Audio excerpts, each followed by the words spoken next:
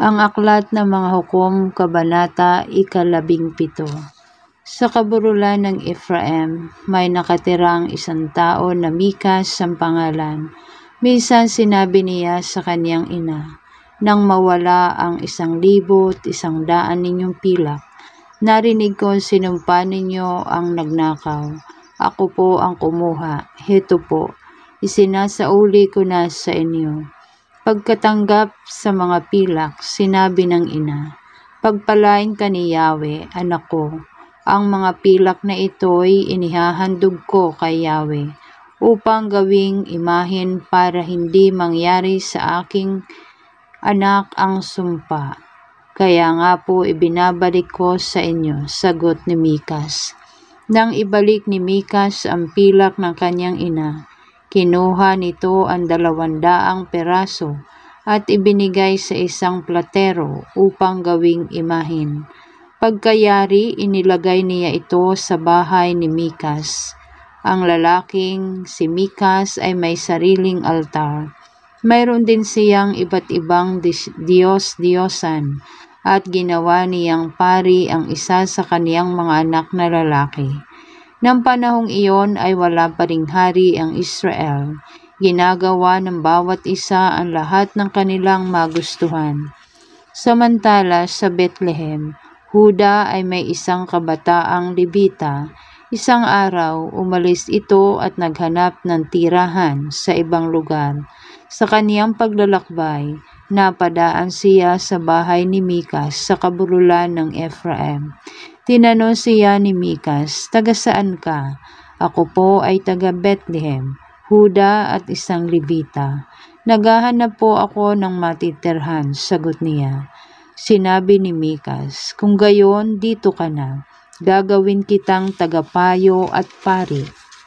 Bibigyan kita ng 10 perasong pilak taon-taon, bukod sa damit at pagkain." Pumayag ang Levita sa alok ni Mikas at siya'y itinuring nitong parang tunay na anak. Hinirang siya ni Mikas bilang pari at doon pinatira. Sinabi ni Mikas, "Ngayon sigurado kong ako'y pagpapalain ni Yahweh, sapagkat mayroon na akong isang paring Levita." Kabanata 18. Nang panahong iyon ay wala pang hari ang Israel. Ang lipi ni Dan ay naghahanap noon ng lugar na matitirhan. Wala silang tirahan noon sapagkat wala pa silang natatanggap na lupaing mana. Kaya't pumili sila ng 5 pangunahing kalalakihan sa kanilang lipi, mula sa Sora at Estaol, at pinahanap ng matitirhan nilang lahat. Ang 5 inutusan ay nagpunta sa lugar ni Mikas at sa bahay nito tumuloy. Samantalang naroon sila, nakilala nilang Levita ang kasama ni Mikas dahil sa punto ng salita nito. Kaya tinanong nila ito, "Anong ginagawa mo rito? Sino ang nagdala sa iyo rito?" "May usapan kami ni Mikas at binayaran niya ako bilang pari," sagot niya.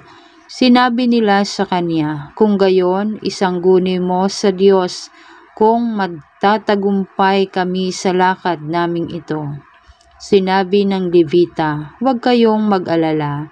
Pinapatnubayan kayo ni Yahweh sa lakad ninyo." Ang 5 ay nagpatuloy sa kanilang lakad at nakarating sa Lais. Nakita niyang tahimik doon, panatag ang loob ng mga taga roon, payapa at sapat sa lahat ng pangangailangan. Ang lugar na iyon ay malayo sa mga taga Sidon at walang pakikiugnay sa ibang tao. Nang magbalik sila sa Sora at Estaol, tinanong sila ng kanilang mga kababayan kung ano ang nakita nila. Ang sabi nila, "Mainam na lugar iyon, kaya hindi tayo dapat mag-aksaya ng panahon. Lumusob na tayo at nang masakop natin agad. Malawak ang lupaing iyon at sagana sa lahat ng bagay. Ibinigay na ito ng Diyos sa atin at hindi nila iisiping sasalakayin natin sila. Kaya mula sa Sora at Istaol ay lumakad ang may 600 mandirigma ng lipi ni Dan. Nagkampo sila sa may lungsod ng Herem sa Huda at hanggang ngayon, ang lugar na iyo'y tinatawag na kampo ni Dan. Mula roon, dumaan sila sa kaburulan ng Ephraim at nagtuloy sa bahay ni Mikas. Sinabi sa kanila ng 5 nagsiyasat sa Lais, sa bahay na ito ay may isang imaheng balot ng pilak, bukod pa sa ibang Diyos-Diyosan at ephod. Ano sa palagay ninyo ang mainam nating gawin para makuha ang mga iyon? Kaya't pumunta sila sa bahay ni Mikas at kinumusta ang kabataang Levita na nakatira roon. Samantala naghihintay sa tarangkahan ang kasama nilang 600 kawal.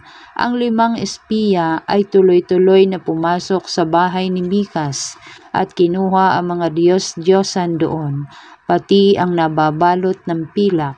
Ang pari naman ay nasa tarangkahan kasama ng 600 kawal. Nang makita ng pari na sinamsam ng 5 lalaki ang mga imahin, itinanong niya, "Anong ginagawa ninyo?" Sinabi nila, "Huwag kang maingay, tumahimik ka lang diyan. Sumama ka sa amin at gagawin ka naming pari at tagapayo. Alin ba ang mas gusto mo? Ang maging pari ng isa sa lipi ng Israel o isang pamilya lamang?" Nagustuhan ng pari ang alok sa kanya, kaya kinuha niya ang mga imahin at masayang sumama sa kanila. At nagpatuloy sila ng paglalakbay. Nasa unahan nila ang mga bata, mga alagang hayop at mga kagamitan. Hindi pa sila gaanong nakakalayo sa bahay ni Mikas, ay tinipon nito ang kaniyang mga kapitbahay at hinabol nila ang mga Daneo na kanilang sinisigawan.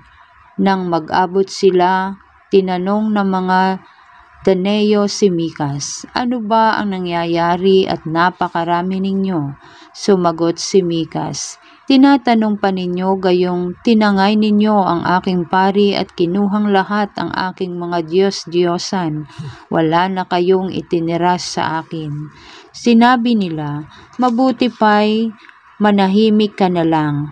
Baka marinig ka ng mga kasama namin, magalit sila at patayin ka, pati ang iyong pamilya." At nagpatuloy ang lipi ni Dan sa paglakad. Nakita ni Mikas na hindi niya kaya ang mga Daneo, kaya umuwi na lamang siya. Nagtuloy ang mga Daneo sa Lais. Dala ang Diyos-Diyosa ni Mikas, pati ang pari.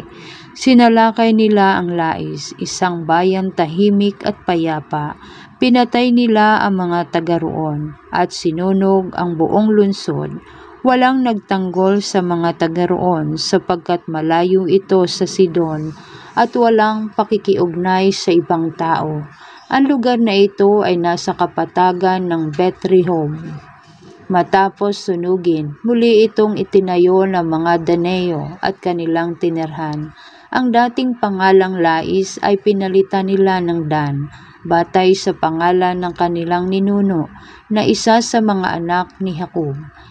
Ipinagtayo nila ng altar ang Diyos-Diyosa ni Mikas at kanilang sinamba. Si Jonathan na anak ni Hersum, apo ni Moises, ang ginawa nilang pari mula noon. Ang lahi nito ang nagsilbing pari nila hanggang sa sila'y dalhing bihag ng kanilang mga kaaway. Ang Diyos-Diyosa naman ni Mikas ay nanatili roon habang nasa siyelo pa ang tabernakulo ng Diyos.